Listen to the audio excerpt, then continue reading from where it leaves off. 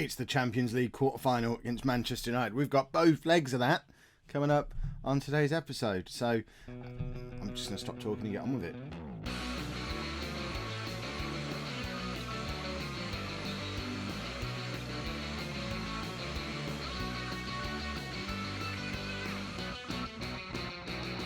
Hello and welcome to part 14 of the Milan mission. I'm Kev, and coming up on today's episode we have Champions League quarter-final, Man United home then away. There's a game against Genoa in between the two, but we're not going to, you lot won't see that happen. That'll just happen out in the ether somewhere, and I'll just tell you what the result was. Since you were last with me, we've had 2 wins and a draw in the league. There's still an outside chance we could qualify for the Champions League. We've got 7 games left. We're 6 points behind Inter and 7 points behind Fiorentina, who have, it seems Fiorentina have decided they're not going to start slipping up, which is a bit of a problem because we've been relying on that all year. I'm not sure if we play either Inter or Fiorentina.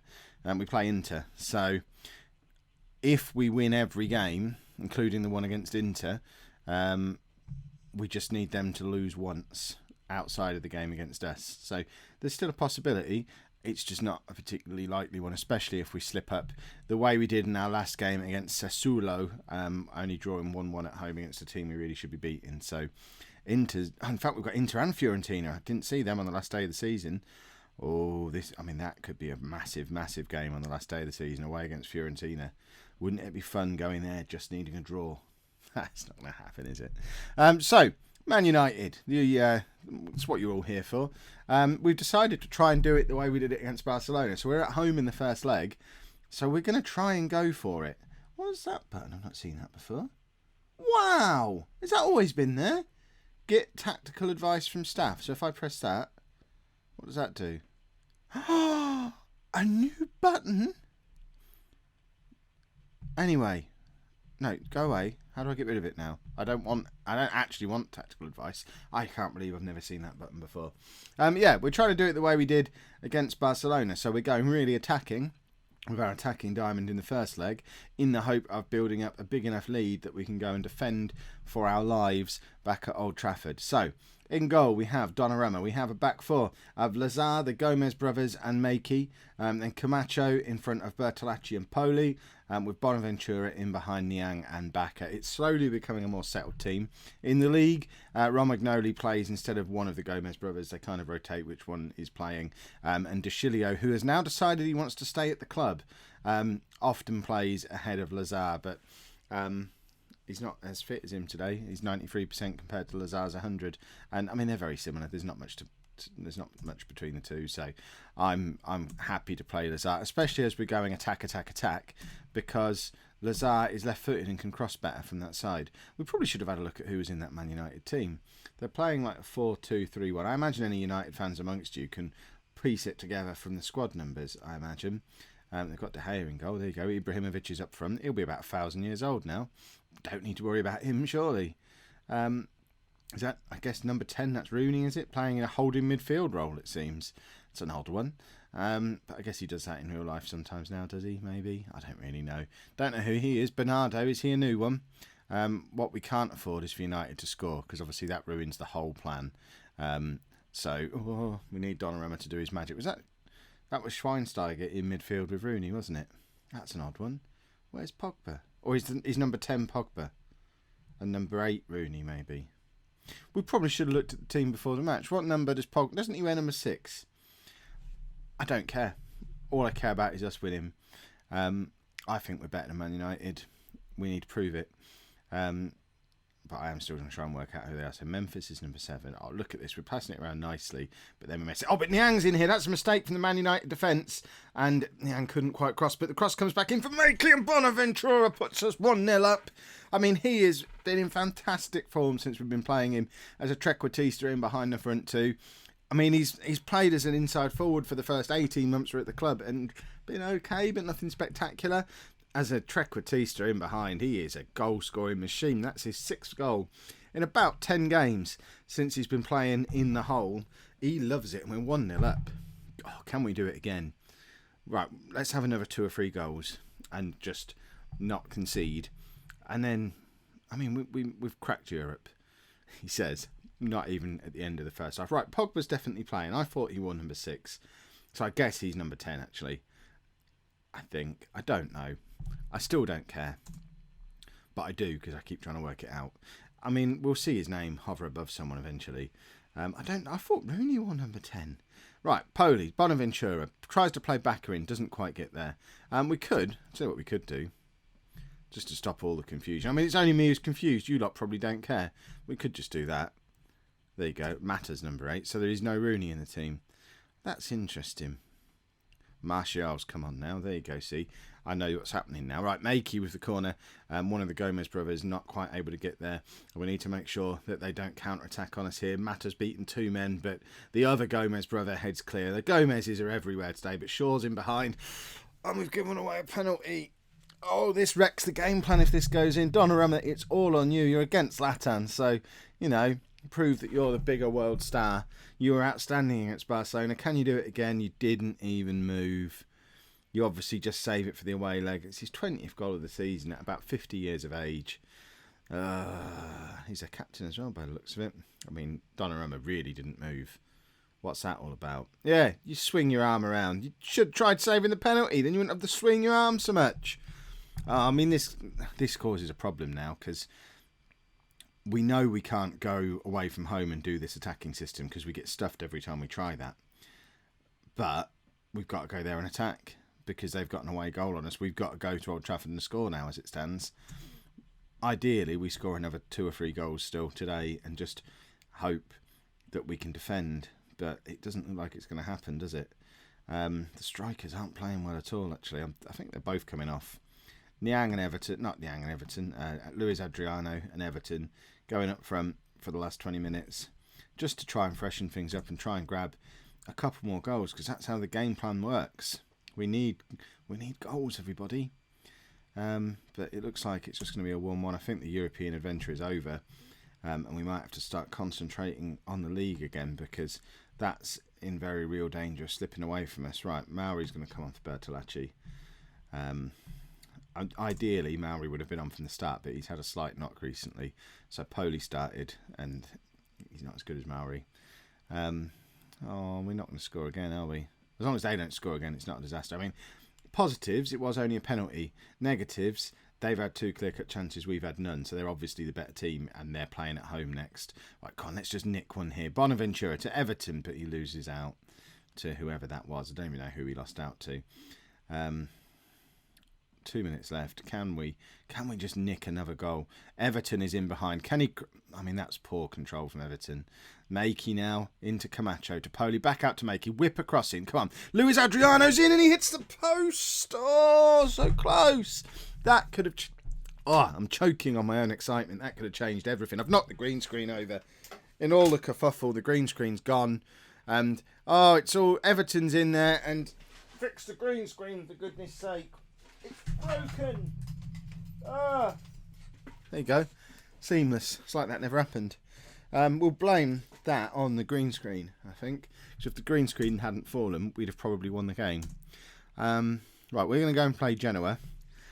And I need to try and decide what on earth we do for this second leg. Do we go there and attack? Or do we go there, sit back and defend? You know there's nothing in between. We don't have a middle ground. I don't know what to do. Right, we just managed to beat Genoa 3-2 with a very late goal from Everton, his first goal for the club. Honda, 3 assists in that game, was excellent, and I had planned to release him, but I'm now contemplating trying to get him on a 1-year extension because his contract's up at the end of the year. That leaves the league table with 6 games to go looking like this. We're 4 points behind Inter, but we still need to play them. So it's looking slightly more hopeful in the league, but of course that's not what we're worried about right now. It's our biggest game of the season. We're away against Man United.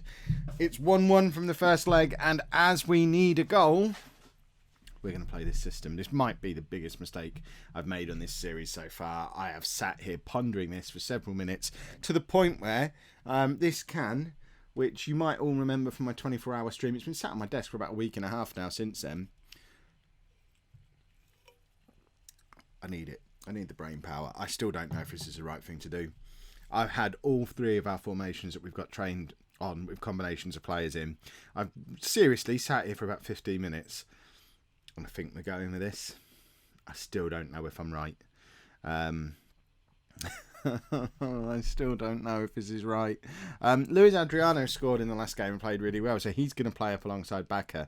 And Niang and Everton can come off the bench if needed later on, because we're thinking we might be in a world where extra time is a thing. Other than that, it's a fairly familiar team to you. The Gomez brothers at the back. De Chilio comes back in at left back, having missed the last couple of games with Lazar in the team, so he's nice and fresh. It's Bertolacci and Poli in midfield again. Mauri's fit again, but Poli played really well against Genoa, so he gets his spot. He's in better form than Mauri at the moment. And not only is the formation a risk, I really think Luis Adriano might be a risk as well. Oh, we're doing it. We're doing it. Oh, this is horrible.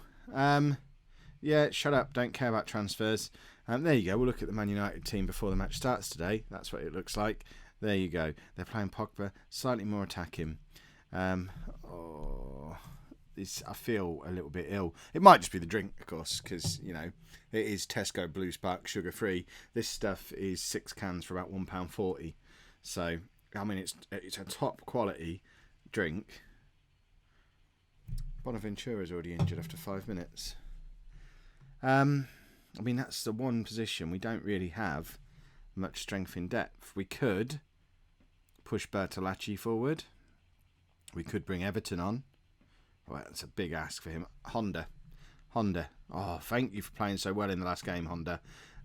You've given me the confidence to bring you on in the Champions League quarter-final. If he hadn't been so brilliant against Genoa, he probably wouldn't have even been on the bench today. But he seriously was outstanding. It was like a 10 out of 10 performance. Bags of assists. Oh, no. And I feel like Donnarumma should have done better with it as well. How has Memphis got 20 goals? It's only March. What kind of fantasy nonsense world are we living in? Mata tucks it inside to Memphis, who turns one of the Gomez brothers, I think that is, and Donnarumma really, really should have done better. He was so good against Barcelona in the second leg of the last round, and that was so poor. We have got a lot to do now. We knew we were coming here having to score, but to be behind so early in the tie, an equaliser now, and if it ends 1-1, we go to extra time. That's pretty much the best outcome we can hope for. I don't think we're going to win this game, but hopefully we'll score a few goals. Right, Makey couldn't quite get in. I mean, they had 2 men on him there. They know where our threat comes from. Hopefully that's not going to be a regular thing, because if they're putting 2 men on him the whole time, we're stuffed. We've got no route to goal. And they're in behind again, and that's a good clearance, again, from one of the Gomez's.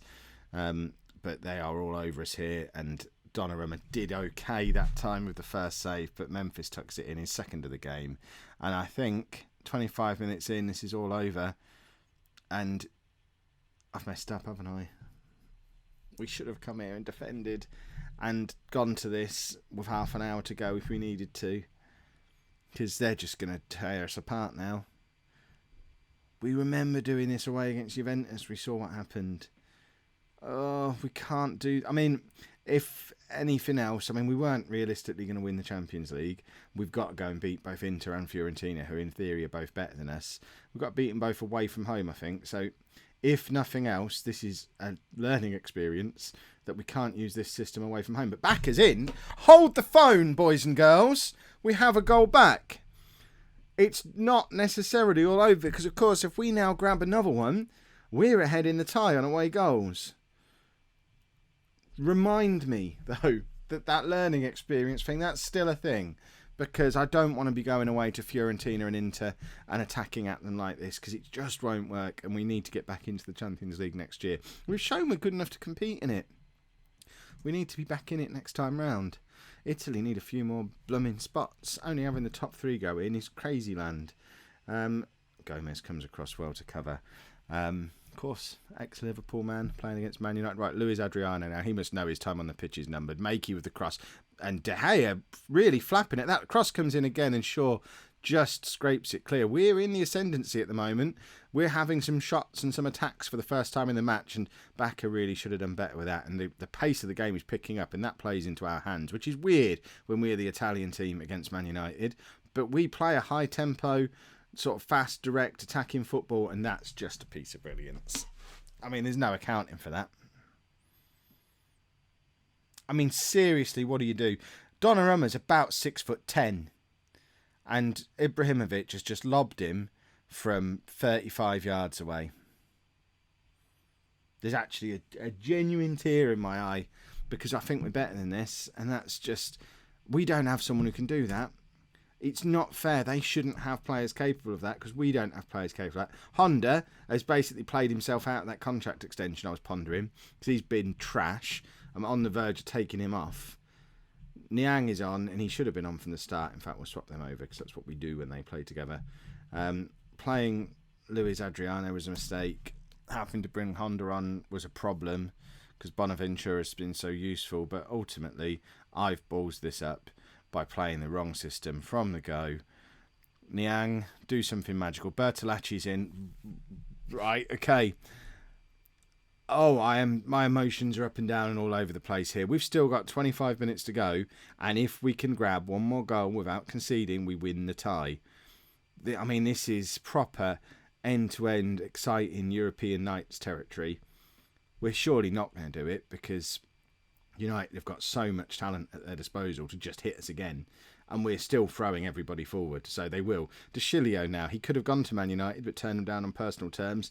Makey, do something special. Baka doesn't win he should be winning that. Baka's supposed to be one of the top strikers in Europe, and there's Pogba. And any time I get a little bit of hope, they come back and thump me again. And how are Man United, how are all their players on so many goals? Pogba's on 19, Zlatan was in the 20s, Memphis is in the 20s. They're scoring a lot of goals. Bearing in mind, Arsenal and Man City, last time I checked, were both better than them. Arsenal won the league last year, City won the Champions League last year. Man United must be terrible at the back to have scored this many goals and not be winning everything. So that kind of gives us a little bit of hope that we could nab 2 goals in these last 20 minutes. And I think we probably could. The question is, can we stop them scoring again for 20 minutes? And the answer to that is probably no. Oh, wouldn't it be exciting if we did grab these last 2 goals? We never should have used this system. What was I thinking? Right, 10 minutes, 2 goals. It's becoming less likely now, isn't it? Oh, come on, Milan. I mean, we've scored both of our clear-cut chances. They've scored one more than the clear-cut chances they've had because obviously Zlatan was a genius. They've had 33 shots. 19 of them have been on target. They have absolutely torn us apart. For us to even still be in with a chance at this point is ridiculous. And they're trying to they've now made sure we're not in with a chance. And that, boys and girls, if you ever wonder, look at the brilliance of the managerial decisions against Barcelona. This is the flip side of it. This is why I don't win everything, because every now and again I just self-destruct and do something spectacularly stupid. And that's what you've seen in today's episode. We now need to somehow recover from this, go back into the league, win every game we've got left, and hope that that's enough to get us back into the Champions League, or else it's the Europa League for us next year. And that, A, might lead to me getting sacked, and B, makes it a little bit harder to be that whole European powerhouse thing we're supposed to be aiming towards. Oh, I'm sad now. What a stupid mistake that was. You were probably all screaming at me before the match started. You knew what the right decision was. I probably knew as well, but didn't want to make it because I like the exciting attacking football. If you've enjoyed that, and I haven't, but, a thumbs up for the cup run. I think that's what we need here. If you've enjoyed the run so far, make sure you pop a like on there for me. Subscribe to the channel if you'd like to see more. And thank you very much for watching.